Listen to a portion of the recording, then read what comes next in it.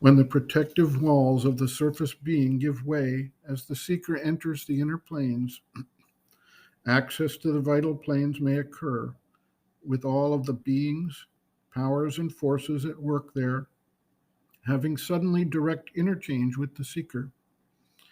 Sometimes these forces are intimidating, sometimes very subtle and manipulative, sometimes helping the seeker, and at other times attempting to achieve their own goals by controlling or misleading the seeker.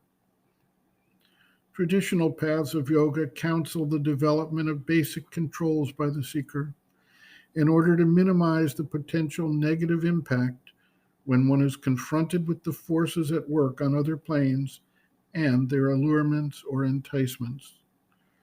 Patanjali formalized this into the practices known as the yamas and the niyamas, certain physical and moral practices built in to steady the seeker and help him maintain balance when other powers become directly active.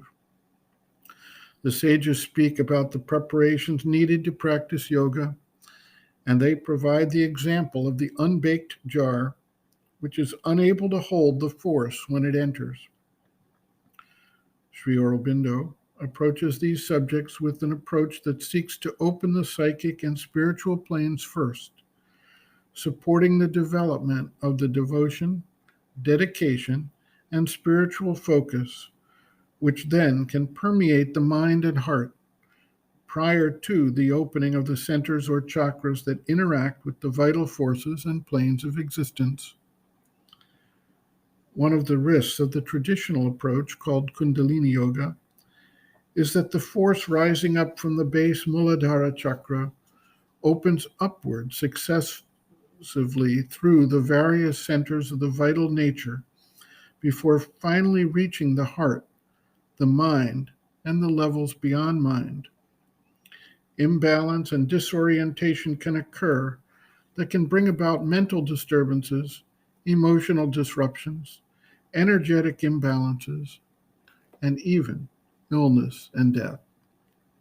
Sri Aurobindo's approach helps to overcome this danger by providing a solid foundation of directed aspiration, faith, and surrender, and a mental clarity that understands and appreciates the dangers of the vital opening for an unprepared and unprotected seeker. He also counsels the assistance of an experienced guide at the point any of these openings occur, and focuses the seeker on the spiritual actions rather than on trying to actively enter and develop the relation to these vital planes or worlds. Sri Aurobindo writes, quote, "Your three experiences related in your letter mean that you are going out in your vital body into the vital worlds and meeting the beings and formations of these worlds.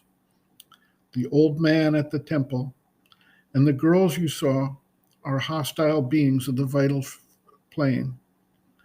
It is better not to go in this way unless one has the protection of someone physically present who has knowledge and power on the vital world. As there is no one there who can do this for you, you should draw back from this movement. Aspire for perfect surrender, calm, peace, light, consciousness, and strength in the mind and the heart. When the mental being and the psychic being are thus open, luminous, and surrendered, then the vital can open and receive the same illumination. Till then, premature adventures on the vital plane are not advisable." End quote. Reference, Sri Aurobindo, Integral Yoga, Sri Aurobindo's Teaching and Method of Practice, Chapter 7, Experiences and Realizations, Exteriorization, pages 199 to 200.